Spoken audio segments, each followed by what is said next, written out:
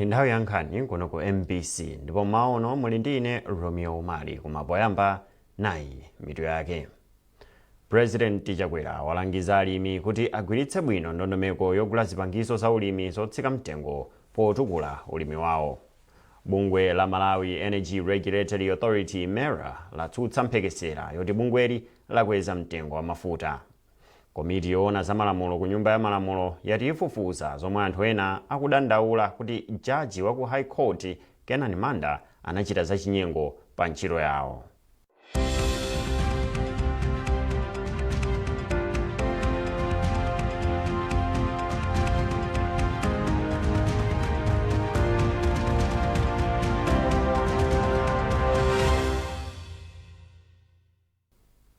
Nkhani yathu yoyamba ndi yakuti President wa dziko lino Dr. Lazarus Chakwera walangiza alimi kuti agwiritse bwino ntchito ndondomeko yogulira zipangizo za ulimi zotsikira mtengo kuti athe kuchulukitsa zokolola zawo.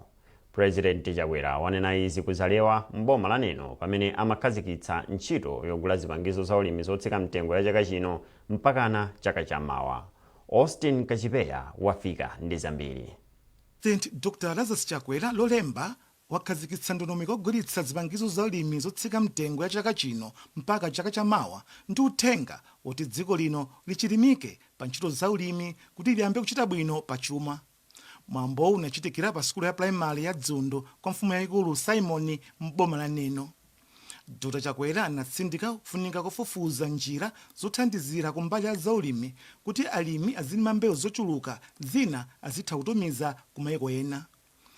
President Chakwera anatinso boma lake layika ndondomeko zothandizira anthu omwe sakhala ndi mwayi ogula zipangizo zotsika mtengo kuti athandizike monga mtukula pa khomo. Mtsogoleriyu anati zina mwa zomwe boma lake limafuna ndi kuti anthu azikhala ndi chakudya chokwanira nthawi zonse.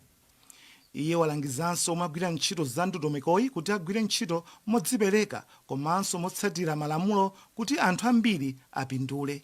Pologalamu iyi ndi ya alimi omwe muli ndi kuthekera kolima chakudya. Chifukwa si onse amene amakhala ndi kuthekera kumbali imeneyi. Kumbuyoku pologalamu imeneyi mangotengera mwachisawawa woti alibe mpolima pomwe alandire nawo.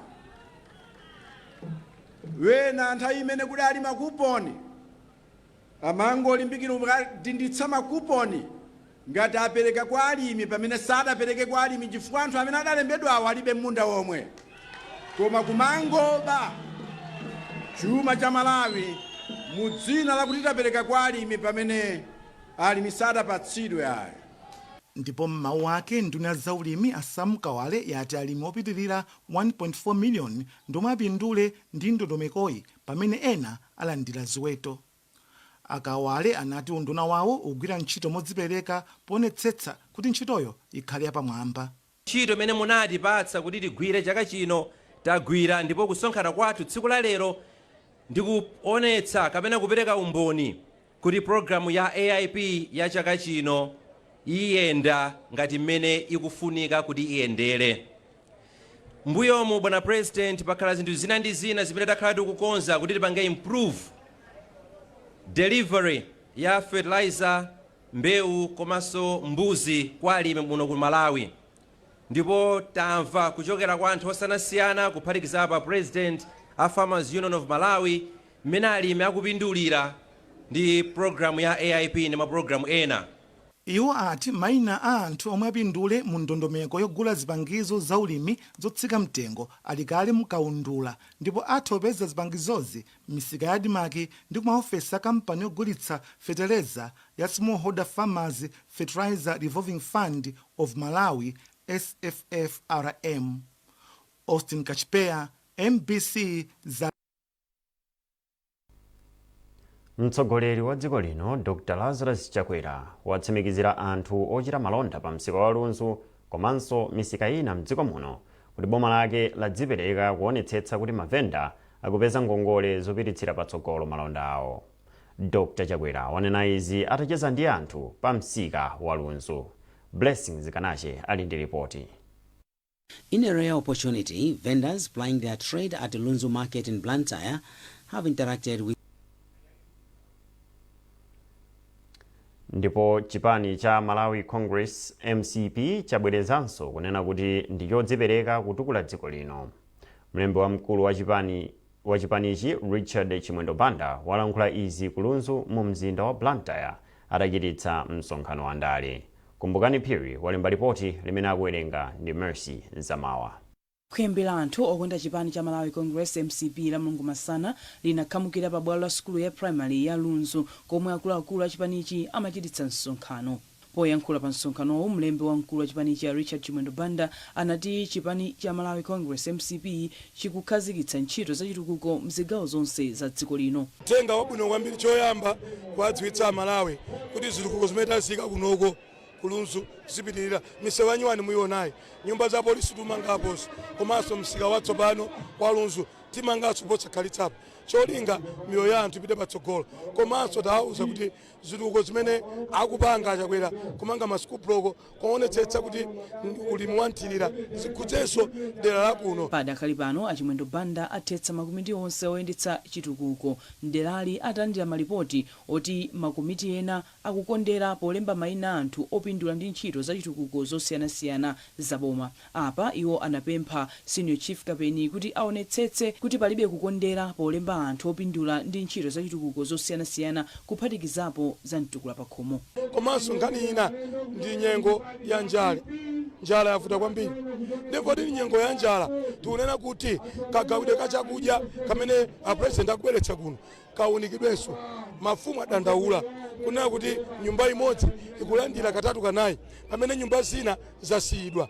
Deta wapempha mafumu kuti akonzenso utsogoleri umenewu. Mawu ake wachiwiri kwa president wa chipanichi Mayi Abidamia apempha mtundu wa Malawi kuti udeke pamene utsogoleri wa dziko lino ukukonza mavuto osiyanasiyana amene dziko lino likukumana nawo. Oyimba odziwika bwino mdziko muno omwe ndikuphatikizapo Black Missionaries, Phungu Joseph Nkasa komanso Don Lu.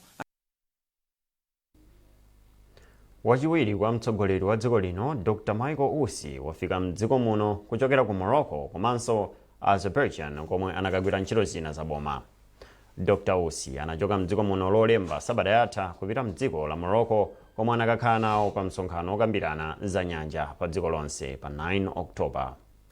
Kenako Dr. Usi anapitirira kupita ku dziko la Azerbaijan komwe kunali msonkhano okonzekera zokambirana zapachaka zokhudza kusintha kwa nyengo komwe mayiko amapeza njira zothana ndi mavuto omwe akudza mayiko omwe akukhudzidwa ndi ngozi zogwa madzidzidzi. Msonkhano waukulu omwe akutcha kuti COP29 udzachitikira ku Azerbaijan mwezi wa Novemba. Bungwe la Malawi Energy Regulatory Authority MERA latsutsa mpheketsera zokuti bungweli lakweza mtengo wa mafuta. Mkulu wa MERA Henry Kachaje akufotokoza zambiri. Izi sizona ndipo ili ndibodza ndithu la nkunkhuniza limene anthu ena angopeka nkuganiza kuti azinena kuti mafuta akwera mtengo. Ifeyo abungwe la MERA ndi amene tili ndi udindo umene timakhala nawo ndi malamulo a dziko lino kukweza kapena kutsika mafuta. Ndipo ine ndikunenetsa kuti mafuta sadakwere mtengo. Petulo akadali pa mtengo omwe uja wakale umene uli 2,530 kwacha pa lita, ndipo diesel akadali pa mtengo wakale omwe ndi 2,734 kwacha pa lita. Mafuta sadakwere mtengo, petulo ndi diesel mtengo kadali omwewo, ndipo tisamvere zimene anthu ena angwidzi angopeka nkumasuparitsa nkhani zimenezi pa matsamba awo a mchezo. Nde nkhani zimenezi zikutuluka bwanji padakali pano kuti anthu angoyamba kunena zabodza ngati zimenezi? Ine ndimaona ngati kuti mwina ena sanamvetsetse zina mwa zimene bungwe lathu limachita. Chifukwa bungwe lathu la MERA limayang'anira mitengo ya petulo, diesel komanso limayang'aniranso mitengo ya mafuta a ndege, limayang'aniranso mitengo ya mafuta tiziti gasi uja ophikira amene pa Chingerezi timati liquefied petroleum gas LPG pa chidule. Ndiye pakadali panopo chinthu chimene chinakwezedwa mtengo kapena tiziti chikwereko mtengo ndi gasi ophikirayo chifukwa kumene akugulidwapo mtengo wakwera kwambiri kuti adzafike mdziko muno. Ndiye ndikuona ngati kuti mwina ena atangoona uthenga umene bungweli linanena zoti gasi ophikira wa LPG asintha mtengo, ena ngoyitembenuza nkhaniyo nkumakanena ngati kuti ndipepulo ndi diesel, koma ziwiri zinthu zosiyana kutali. Ndiye patatuluka nkhani imene madzulo ano taona mu mzinda wa Blantyre galimoto zikuyamba kuyima m'mizere italiitali ma filling station. Zimenezi zikudetsani nkhawa? Kwa ifeyo izi zimatidetsa nkhawa chifukwa anthu akamanena nkhani zabodza ngati zizi amasokoneza ntchito yathu yogawa mafuta, chifukwa nangasi anthu akangomva kuti mafuta ati akwera mtengo ngati mmene anthu akunenera wena uya atakwera pa 16, ndiye kuti lero wina amene sanaganiza zoti akagule mafuta wangotenga ndalama yake ya ndiwo, ndalama imene mwina amati achiti agwiritse ntchito ina nkungopita ukadzaza tanki lake. Ndiye aliyense akapita akathamanga nkupita ku filling station timakaonongadi timakapezeka kuti mafuta onse aja akokolola mu nthawi imodzi, mafuta oti akanatheka kuti kwanira mwina masiku awiri kapena masiku atatu. Ndiye nkanapempha ndithu Amalawi kuti anzanga tonse chonde tizifufuza kapena kufusa kwa ife akumera tikamva nkhani ngati izizi tili ndi manambala amene timatheka kuwauza anthu kuti mutotimbira pa manambala awa kulina imene umangoyimba yoti suyankhulapo so china chilichonse cholipira 847 atongofusa kuti kodi nzona mafuta adakwera kapena ayi. Koma chonde ndiwapemphe anthu choyamba amene amafalitsa nkhani zabodzazi kuti itule umene udoyipa umasokoneza ntchito yakagawidwe ka mafuta. Koma ndiwalimbikitse Amalawi makamaka m'mademuzi ngati wa Blantyre kumene anthu ambiri achuluka kuti ifeyo tayesetsa kuti tsopano tipereke mafuta ambiri. Ndinena pano makampani akuluakulu amene amagawa mafuta tauza kuti usiku uno agwire ntchito atulutse mafuta ankana amagawa ma filling station, ncholinga choti amene mwina wina anaona ngati kuti mafuta achati atha akahapeze mafutawo. Komanso ndimati ndipemphe kuti anthu asakhale ndi nkhawa yona kuti wopopeza lero kunali makiwo ambiri anthu athamanga akatha mafuta, ndiye kuti zinthu zija zasokonekeratu kuti kapena tabwerera ku mafuta akale. Ayi, mafuta alipo, mafuta akubwera ndi cholinga choti tibwezeretsenso pamene mwina mpungwepungwe wapangitsa kuti paoneke ngati zigweru malo ambiri pamene mafuta asowa. Mtsogoleri wa dziko lino Dr. Lazarus Chakwera watsimikizira anthu ochita malonda pa msika wa Lunzu komanso misika ina mdziko muno kuti boma lake ladzipereka kuonetsetsa kuti mavenda akupeza ngongole zopititsira patsogolo malonda awo. Dr. Chakwera wanena izi atacheza ndi anthu mu msika wa Lunzu. Blessings Kanache ali ndi ripoti. Anthu ochita malonda mu msika wa Lunzu anali ndi mwayi ocheza ndi mtsogoleri wa dziko lino Dr. Lazarus Chakwera. Mtsogoleri wa dziko lino anali pa ulendo wake opita ku Sanjeka Palace kuchokera kuneno komwe anakatsegulira ntchito ya zipangizo za ulimi zotsika mtengo. Msika wa Lunzu unali ndi chimwemwe pomwe mtsogoleri wa dziko lino amacheza ndi anthu ochita malonda awa, pomwe pena ndi pena anaoneka akugula katundu osiyanasiyana kuchokera kwa mavendawa. Pena mtsogoleri wa dziko lino anaoneka akugula ufa oyeza, pena anagula ndiwo zamasamba komanso somba zouma kungotchulapo mwa zina.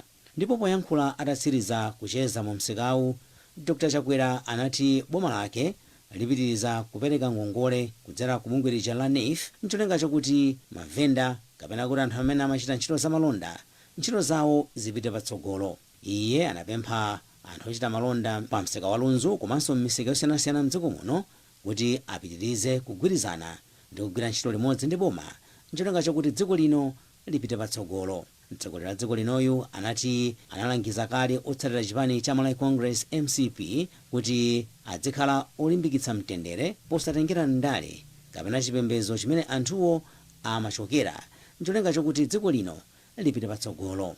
Tiye titumikire Malawi. Ine ndine mtumiki wa Malawi. Ine ndimatumikira Malawi, sinitumikira mtundu wa munthu ayi. Koma tonse ngati Amalawi titumikirane, tonse tikondane, tonse timverane, ndipo tikasunga zimenezi tionetsetsa kuti masomphenya wakuti Malawi akhale wodzidalira, wodzidyetsa, wotukuka nizotheka, ndipo masomphenya amenewo tiwafulumisitsa kuti achitike mwamsanga. Ndipake ndauza Secretary General Chimwendo, Secretary General MCP, ndauza Baba Malondera amene ndi mkulu wa Chinyamata wa MCP, ndidauza Jim Sendeza amene amayang'anira za azimayi, kuti wina akachita chipongwe wa MCP asapezeke wobwezera chipongwe chifukwa cha chipongwe. Ayi. Nduna ya maboma ang'ono a Richard Chimwendo Banda mawu awo anathokoza President wa dziko lino Dr. Lazarus Chakwera chifukwa choluzanitsa Amalawi pofuna kuti chitukuko cha dziko lino chipite patsogolo. Ndimafuna bwana ndikuthokozeni, mwayenda simmafunsa kuti iwe kwanu ndikuti ndikugule, iwe kwanu ndikuti chipani chako ndi chani, inuyo mmangoti uyu ndi Malawi, mchemwali wanga, mwana wanga. Umenewo ndiye utsogoleri, Your Excellency. Izizi zinakati zititele bwezi zidani kodi zikoma. Chifukwa venda wina aliyese ali apo, kandi muyawo, kandi mchewa, kandi nsena, kandi mtupuka, kandi mulomwe, president wake wa dziko la Malawi ndi inuyo, Your Excellency. Akamati mavuto tifuna titere ku Malawi, mavuto tifuna tilimbane nawo, mtsogoleri wake amanena Dr. Lazarus Makafe Chakwera. Naye wa mpando wa msika wa Lunzu a Henderson Ligomeka mawu awo anati ndothokoza mtsogoleri wa dziko lino chifukwa choyika chidwi pofuna kutukula mavenda mdziko muno komanso pa msika wa Lunzu. Dr. Chakwera ali mchigawo chakumwera kumene akugwira ntchito zosiyanasiyana za boma. Blessings Kanache, MBC, Blantyre. Zokonzekera za mwambo wa chaka chino wazokonda amayi macheza omwe uchitikire ku Mzuzu akuti zili mchimake. Wapampando wa komiti yoyendetsa mwambowu a Mervis Senga wauza MBC kuti chaka chino mwambowu ukhala wapamwamba kamba kakuti amayi ochokera mzigawo zonse akavina ndi kusangalatsidwa ndi magulu osiyanasiyana kuphatikizapo mpikisano wa mavalidwe. Mayi wa fuko lino Madam Monica Chakwera ndi omwe akuyembekezeka kukhala mlendo olemekezeka omwambowu. Mayi Senga akuyankhula ndi Chisomo Manda. Ife tuzaka zonse timayesetsa kuti likafika tsiku ngati la lero koma mM'mawa lakero ndi zokonda amayi function kapena tsiku lana kubala chilichonse chizikhala kuti japya. So lerolo azimayi onse ochokera zigawo zonse 4 asonkhana pano pa Chisanga complex pamene tisangalale mpaka usiku akhala alipo mpano kusangalala. Aliyense akusangalala kuti kwa nthawi yoyamba zokonda amayi ikuchitikira kuno ku Mzuzu. Ifeyo timayesetsa kuti chaka chilichonse pazikhala kanthu kena kake kuti azimayi aja akamapita kumudzi akamabwerera azikauzana kuti tinali kuzokonda amayi koma kumeneku kunaliza kuti zakuti. Ndiye panopa mukayang'ana muona kuti pakati pathupo pali azimayi koma amene wali mu uniform asilikali ndithu ayi mu DF.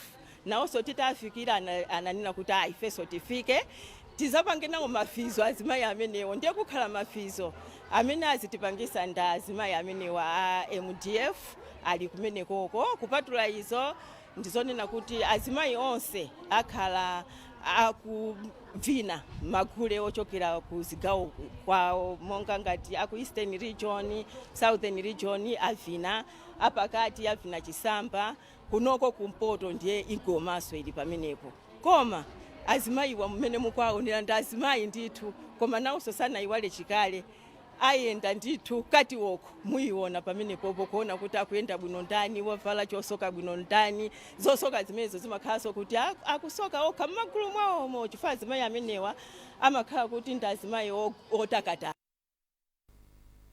Ndipo pakadali pano amayi ochokera m'madera osiyanasiyana athokoza MBC kamba kochititsa mwambowu ku Mzuzu.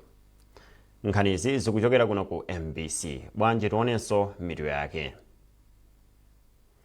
President Chakwera walangiza alimi kuti agwiritse bwino ndondomeko yogula zipangizo za ulimi zotsika mtengo potukula ulimi wawo. Bungwe la Malawi Energy Regulatory Authority MERA latsutsa mphekesera yoti bungweli lakweza mtengo wa mafuta.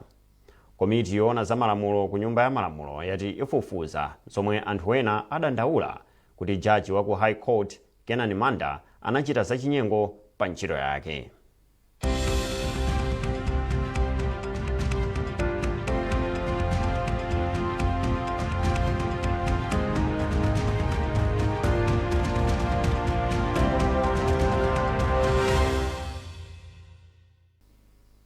Takulandiraniso. Boma lati ladzipereka kuonetsetsa kuti theka la chiwerengero cha anthu mdziko muno ali ndi magetsi okwanira podzafika mchaka cha 2030 kudzera mu ndondomeko ya MERP.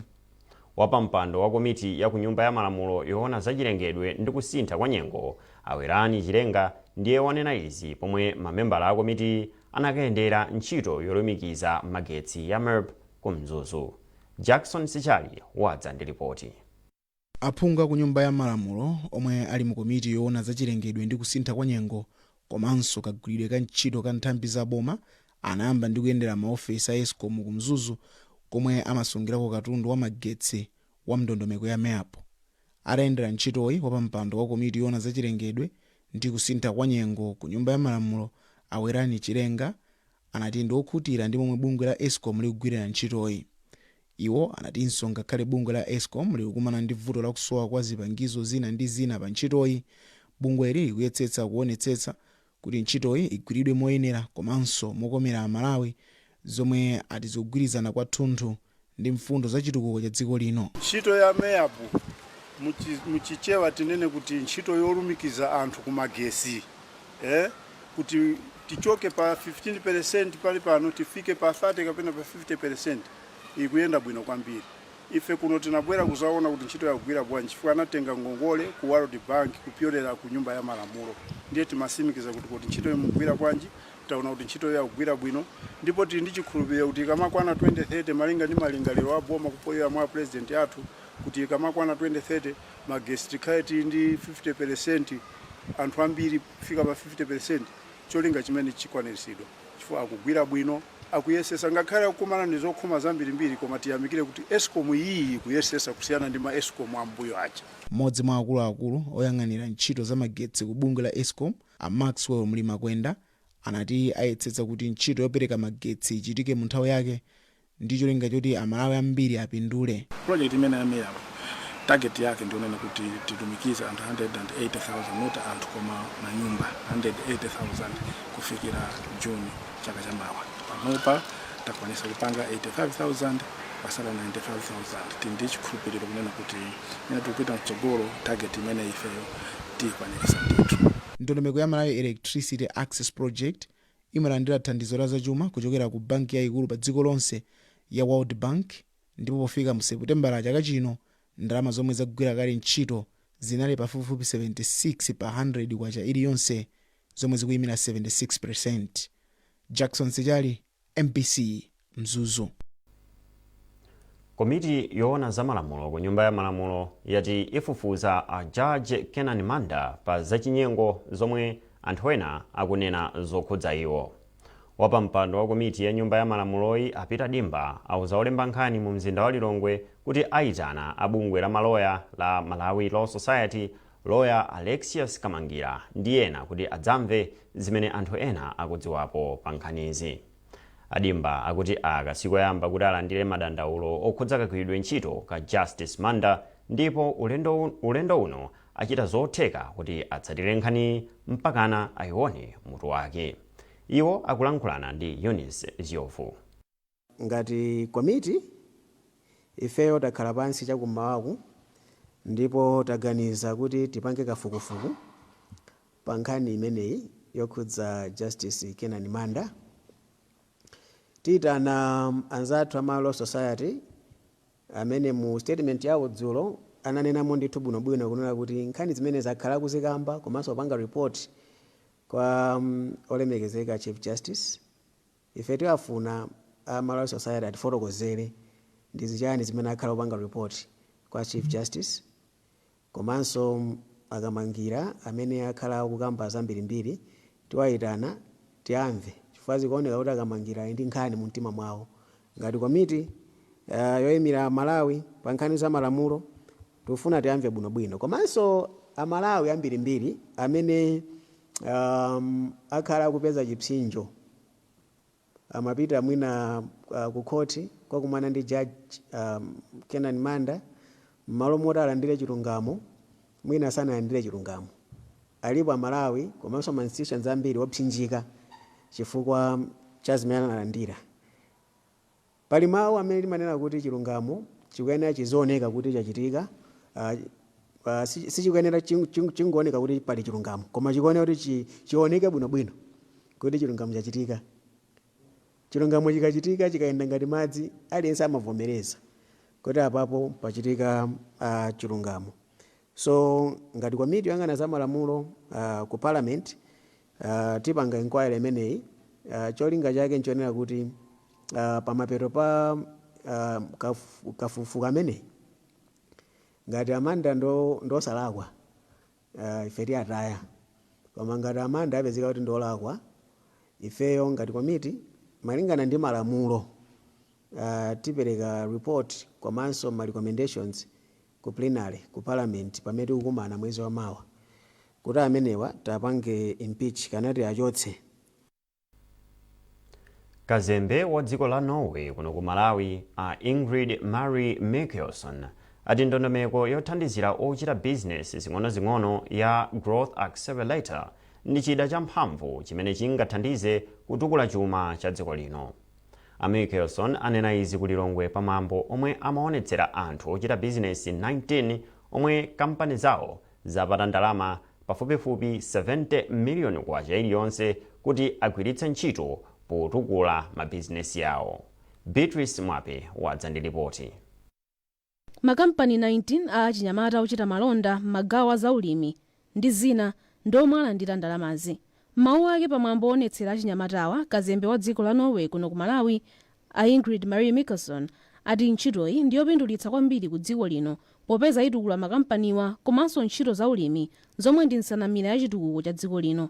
Iwo ati izi zithandiza kuti dziko lino lidzipanga katundu wapamwamba yemwe angathe kugulitsa kunja kwa dziko lino. Mkulu wa bungwe la UNDP mdziko muno Afenela Frost ati ntchito za makampani ndi nsanamira ya masomphenya a 2063. Iwo ati makampani omwe akuchita bwino ali nkuthekera kotukula ntchito za chuma komanso mafakitale. Mkulu wa ntchito ya Growth Accelerator Atambulani Chunga ati ndiwokondwa kuti ntchitoyi ikubala zipatso zabwino komanso zochuluka. Pachitukuko cha dziko pali ma investments ambiri anena paja kuti ma project kudusa 60 amene tapanga kale ma investments ake anamalizika. Ali munjira zosiyana-siyana singate kutchula imodzi-imodzi. Koma anthu achitisa apereka zintchito zosiyana-siyana, aperekaso mpata kwa anthu kuperekera katundu mwina ma business mawo amene akupanga. Ndiye tikamanena kuti chitukuko ndi chimenechi. Kusonyeza kuti kwa ifeyo tikuona kuti kwasinthika kwambiri private sector panopa aliyense ngakhale boma anthu osiyana-siyana anzathu amene akuchoka kunja amene akuthandiza ndi ndalama zosiyana-siyana nawonso akuona kufunikira kuti tiyenera kuthandizira anthu a private sector chifukwa ndi anthu amene amabweretsa chuma mdziko. So tikamawerengesera kuti chathandizira bwanji chinthuchi chabweretsa zinthu zambiri pa msika zimene zikuthandizira kuti ntchito za private sector aliyense ayambenso pano kuziganizira. Ndikukhulupirira kuti mastage tikuyenda mastage ngati dziko tizafikapo siku lina kuti makampani amene atikoyamba lero adzakhala makampani akuluakulu. Kampani ya Farmers Assistant Limited ndi imodzi mwa makampani omwe alandira nawo ndalamazi. Mkulu wa kampani Apemphero Tamani ati ndalamazi ziwathandiza kukweza ntchito za kampani yawo komanso kulemba ntchito anthu ena ochuluka. Imeneyi itithandizira kuti timange factory chifukwa kuti panopa tilibe factory yokhazikika ikulu yabwino ndi ndalama zimene zigwiritsidwa ntchito kuti timange factory komanso tigule machinery ena onjezera kuti ino capacity yathu ipite pasogolo kukafika pa 16 tons per month. Kupatula ndalamazi ochita malondawa akhala akulandira upangiri wa zamalonda kuti makampani awo achite bwino pa malonda. Ntchito ya Growth Accelerator inayamba mchaka cha 2018 ndi thandizo la ndalama zochokera ku Norway komanso Germany. Beatrice Mwape, MBC, Lilongwe. Apa ndiye pa mtsiriziro pa nkhani zathu koma tisanapite nayinso mitu yake. President Chakwera walangiza alimi kuti agwiritse bwino ndondomeko yogula zipangizo za ulimi zotsika mtengo potukula ulimi wawo. Bungwe la Malawi Energy Regulatory Authority MERA latsutsa mphekesera yoti bungweli lakweza mtengo wa mafuta. komiti yoona za malamulo ku nyumba ya malamulo yati ifufuza zimene anthu ena adandaula kuti jaji wa ku high court a Kenan Manda anachita zachinyengo pa ntchito yake.